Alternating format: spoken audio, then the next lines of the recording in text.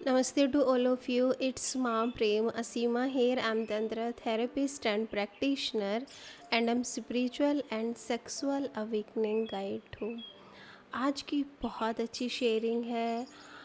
आज है रज पर्व, जो कि स्त्री, प्रकृति और चेतना का उत्सव है।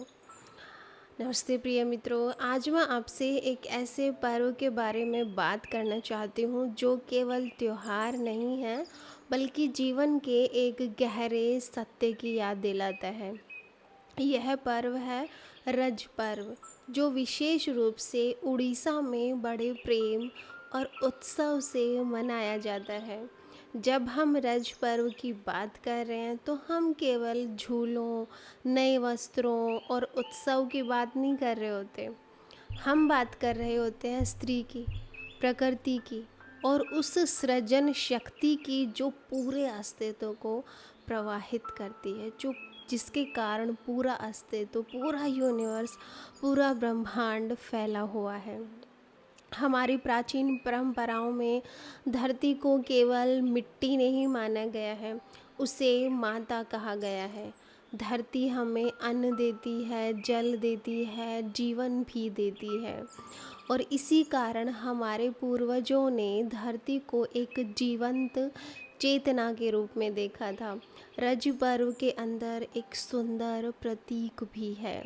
कहा जाता है इन दिनों धरती माँ विश्राम करती है।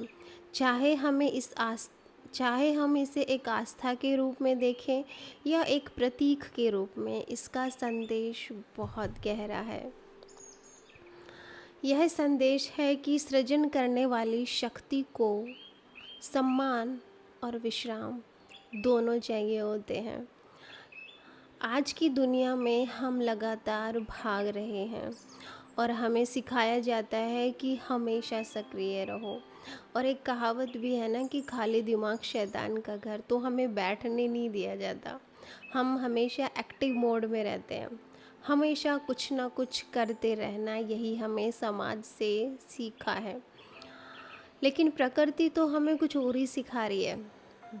देखिए, बीज भी अंकुरित होने से पहले मौन में होता है, फूल भी खिलने से पहले भीतर तैयारी कर रहा होता है और बीज भी और बादल भी बरसने से पहले स्वयं को भर रहे होते हैं मौन में, चुपचाप।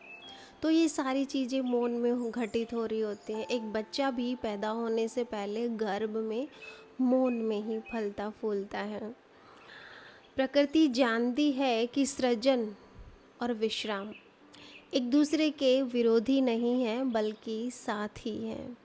इस बात को बहुत अच्छे से महसूस करना कि सृजन और विश्राम दोनों एक दूसरे के विरोधी नहीं हैं, बल्कि साथी हैं। और यही बात स्त्री के लिए भी सत्य साबित होती है। स्त्री केवल एक शरीर नहीं है, स्त्री ऊर्जा है, ऊर्जा का स्रोत है। ये एक संवेदनशीलता है, फीलिंग्स है, सेंसेशन है, एक ग्रहणशीलता है जो गर्भ धारण करती है, जो जीवन को धारण करती है। एक ऐसी शक्ति है जो प्रेम को जन्म देती है, संबंधों को जन्म देती है और कभी कभी एक नए जीवन को भी जन्म देती है। दुर्भाग्य से सदियों से हमने स्त्री को समझने की बजाय उसे नियंत्रित करने की कोशिश की है। हमने उसके शरीर को शर्म से जोड़ दिया है, उसकी संवेदनशीलता को हमने कमजोरी बना दिया है, उसकी भावुकता को दोष मानना शुरू कर दिया है।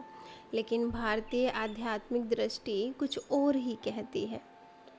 वह कहती है, जहाँ स्त्री का सम्मान होता है वहाँ दिव्यता प्रकट होती है।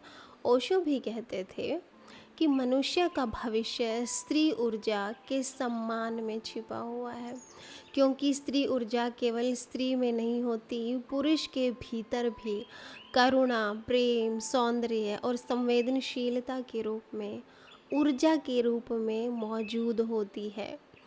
जहाँ हम रज पर्व मनाते हैं तो वास्तव में हम उस स्त्री ऊर्जा का सम्मान कर रहे होते हैं। तो तो याद रखिएगा, स्त्री की ऊर्जा सिर्फ स्त्री के शरीर में नहीं होती, पुरुष के शरीर में भी प्रेम, करुणा, संवेदनशीलता के रूप में विद्यमान है। स्त्री एक ऊर्जा है जो पुरुष के शरीर में भी विद्यमान है।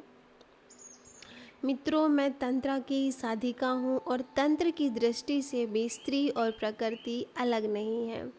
तंत्र कहता है पूरे अस्तित्व में एक ही ऊर्जा विभिन्न रूपों में प्रकट हो रही है। तंत्र कहता है कि एक ही ऊर्जा है जो विभिन्न रूपों में प्रकट हो रही है। वही ऊर्जा पेड़ों में है, वही नदियों में है, वही झरनों में है, वही धरती में है और वही हमारे शरीर में भी विद्यमान है। जब हम अपने शरीर का सम्मान कर रहे होते हैं ना, तो हम उस प्रकृति का ही सम्मान कर रहे होते हैं। जब हम अपने शरीर को धन्यवाद देते हैं तो हम उस प्रकृति को ही धन्यवाद दे रहे होते हैं। जब हम प्रकृति का सम्मान करते हैं तो हम उस ईश्वर का, उस परमात्मा का, उस ब्रह्मांड का सम्मान कर रहे होते हैं। तो याद रखिएगा, आगे से अपने शरीर के प्रति हमेशा ग्रेटिट्यूड रखिएगा, धन्यवाद का भाव रखिएगा, सम्मान का भाव रखिएगा। इसलिए रज पर्व केवल एक सांस्कृतिक आयोजन नहीं है, यह हमें अपने शरीर से पुनः जुड़ने का निमंत्रण भी देता है। अपने भीतर पूछिए, क्या मैं अपने शरीर से प्रेम करता हूँ? क्या मैं अपने शरीर को सुनता हूँ? क्या मैं अपने आप को विश्राम देने की अनुमति भी देता हूँ कभी कभार? क्या मैं अपनी संवेदनशीलता को स्वीकार करता हूँ? क्योंकि जो व्यक्ति स्वयं से जुड़ जाता है वही वास्तव में जीवन से भी जुड़ा हुआ होता है। आज के दिन मैं विशेष रूप से सभी महिलाओं से कहना चाहूँगी कि आप स्वयं को केवल अपनी भूमिकाओं से मत पहचानिए। आप केवल किसी की पत्नी, माँ, बेटी या बहन नहीं है। आप स्वयं में एक पूर्ण चेतना है। आपके भीतर सृजन की वो शक्ति है जो इस पूरी प्रकृति को प्रवाहित कर रही होती है। याद रखिएगा मेरी प्यारी बहनों, महिलाओं, आपके भीतर सृजन की वो शक्ति है जो पूरे जीवन को, पूरे ब्रह्मांड को चला रही है। वो ऊर्जा आपके भीतर विद्यमान है। और पुरुषों से मैं क्या कहना चाहूँगी, स्त्री का सम्मान केवल शब्दों से मत करिए। स्त्री का सम्मान केवल शब्दों से नहीं होता, उसकी भावनाओं को सुनने से होता है, उसकी स्वतंत्रता को स्वीकार करने से होता है, उसकी गरिमा को समझने से होता है। तो स्त्री का सम्मान सिर्फ शब्दों से नहीं होता, उसकी भावनाओं को समझो, उसकी स्वतंत्रता को स्वीकार करो, उसको गरिमा दो, उसकी ऊर्जा को पहचानो अपने भीतर भी और बाहर भी। रज पर्व हमें यही सिखाता है कि जीवन को केवल उपयोग की वस्तु मत मानिए, जीवन का उत्सव मनाइए। जीवन कोई साधन नहीं है उपयोग करने का, जीवन को उत्सव की तरह मनाइए, इसको सेलिब्रेट कीजिएगा। इस बात की खुशी मनाइए कि आप जिंदा हो, आपके भीतर जीवन है। धरती का सम्मान कीजिए, अपने शरीर का सम्मान कीजिए, स्त्री का सम्मान कीजिए और उस चेतना का सम्मान कीजिए जो हम सबके भीतर दौड़ रही है। इस संदेश के साथ मैं आप सभी को रज पर्व की हार्दिक शुभकामनाएं देती हूँ। आप प्रेम में रहें, जागरूकता में रहें और अपने भीतर की दिव्य ऊर्जा से जुड़े रहें। नमस्ते, धन्यवाद। तो ये था आज की खूबसूरत सी शेयरिंग। आई होप आप लोगों को पसंद आई होगी। पसंद आई हो तो वीडियो को शेयर करना ना भूलें। और आप क्या सोचते हो महिला के बारे में, उस ऊर्जा के बारे में, इस प्रकृति के बारे में, अपने बारे में कमेंट बॉक्स में लिखना ना भूलें।